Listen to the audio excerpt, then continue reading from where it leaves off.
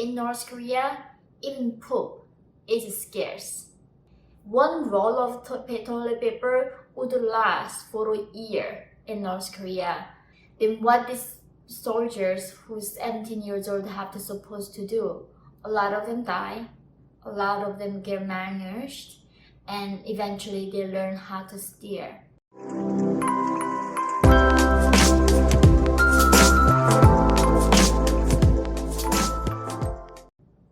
Hi everyone, welcome to my channel.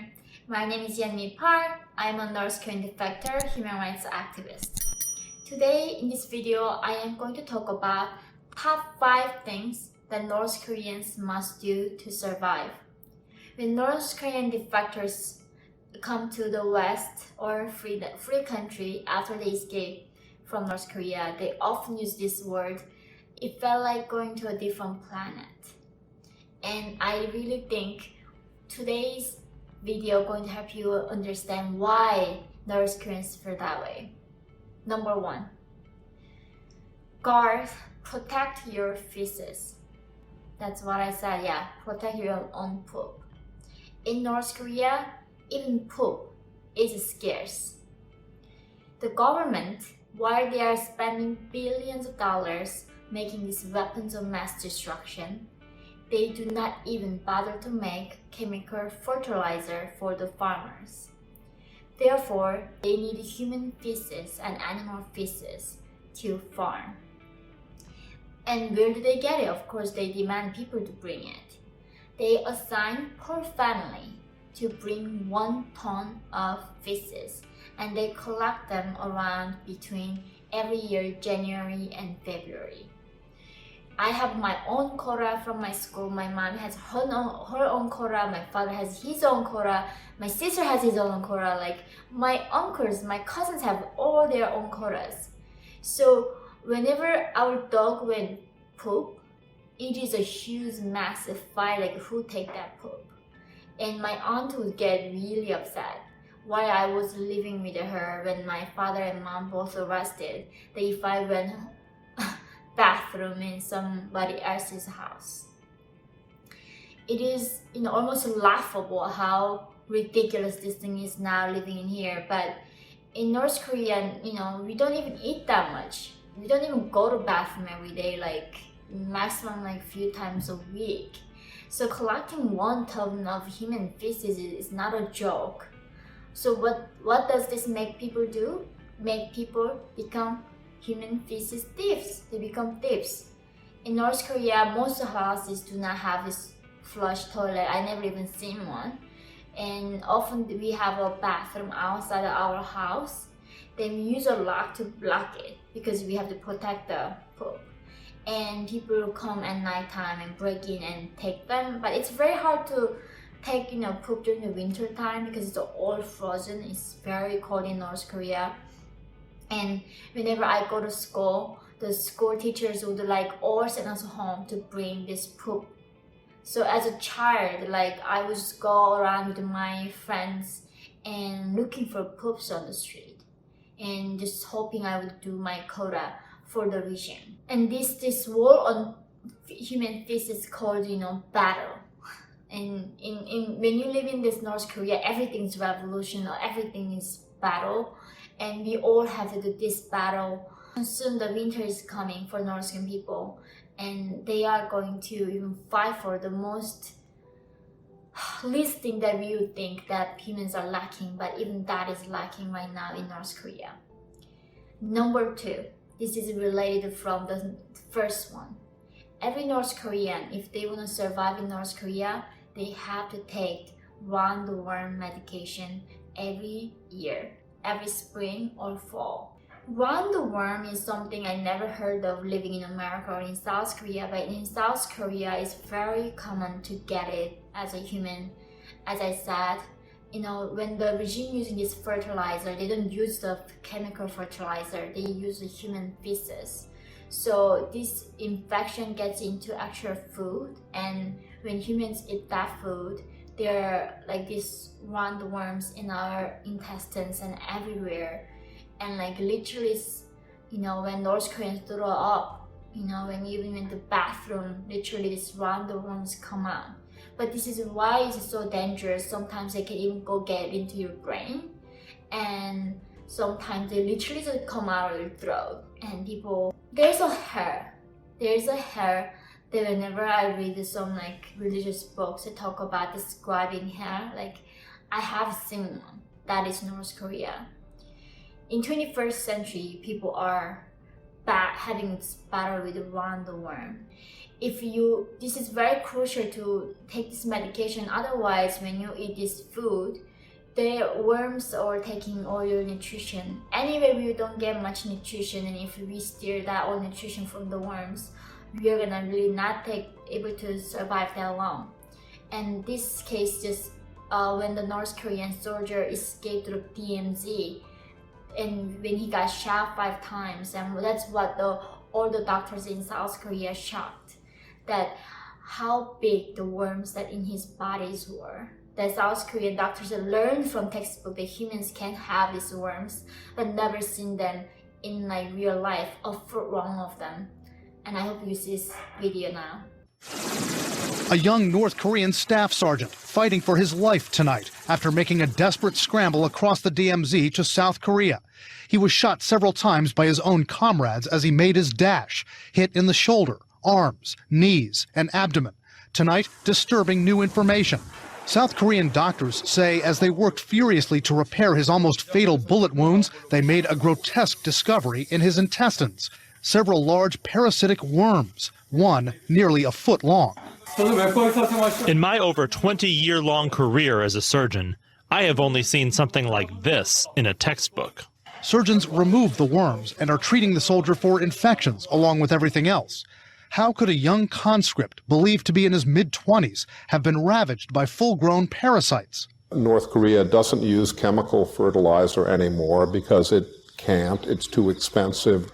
The North Korean regime has been using animal and human manure as fertilizer. If you don't sanitize this first, bad things happen to your population.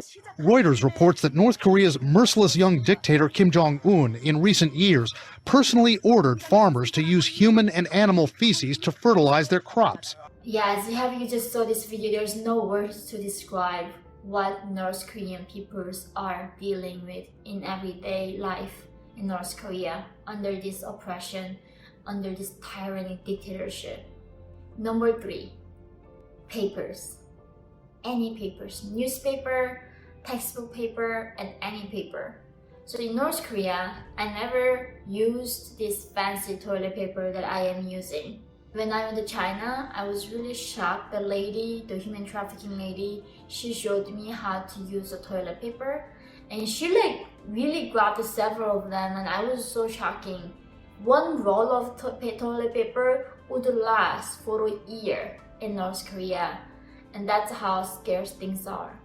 Any textbook work paper, textbook papers, we don't have a lot of textbooks, so we buy one and you buy the eraser, and eraser is so scarce. So if we have to learn how to painting or writing, a lot of times we just go outside on the mud or the sand, we draw things and learn how to write.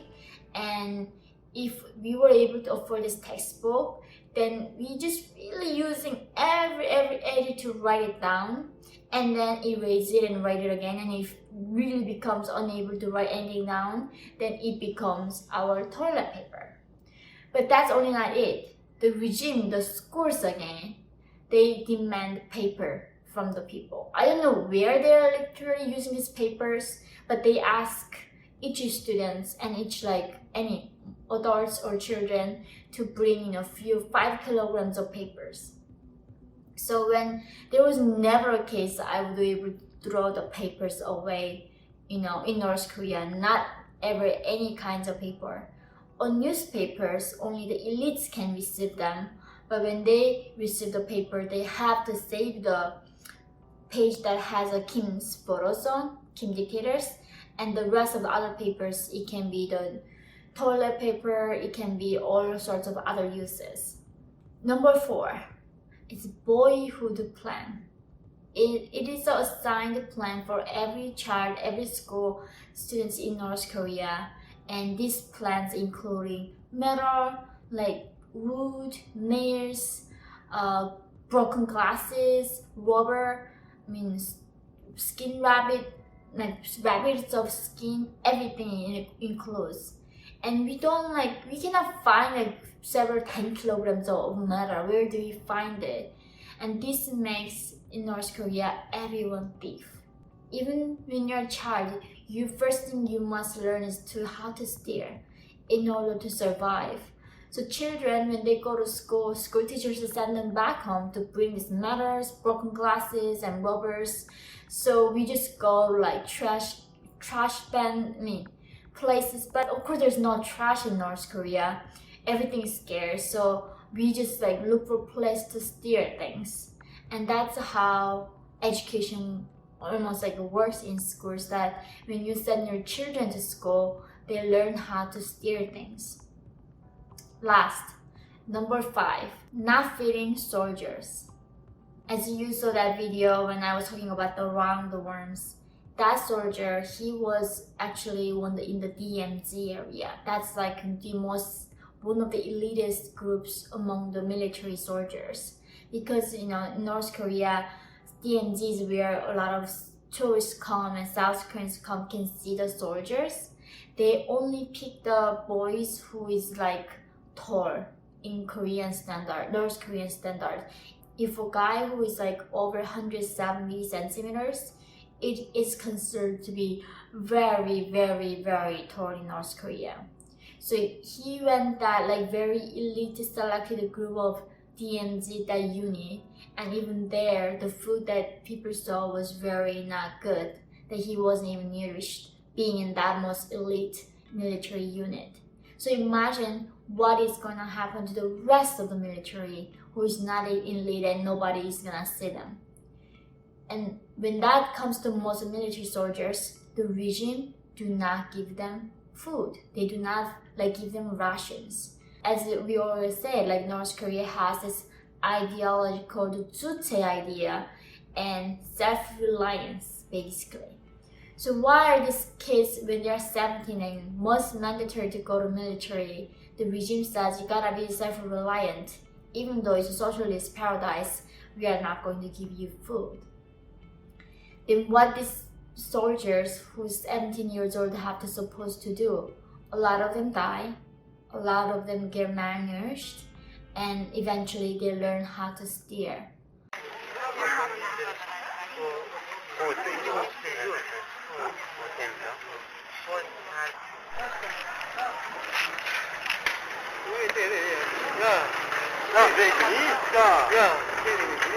So why do a lot of kids cannot attend school in North Korea is because of this.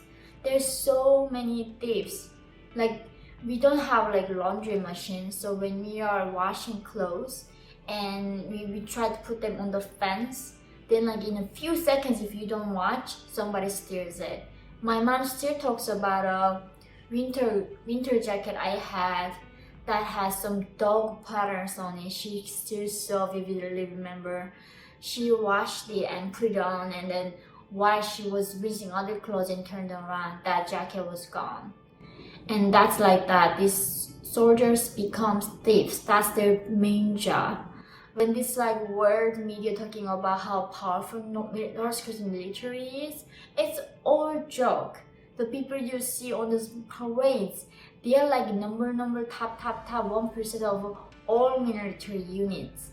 And most of the militaries are not even fed, and their height is not even like 4 feet tall. They're tiny. Teenagers are so poor, and just when you're so malnourished, you get a lot of hair on your face, and they look like that, and their face all just yellow from TB and everything. Anyway, I really hope that this video helps you to understand why North Korea is the way it is, because I think North Korea is a perfect lesson for all of us to learn.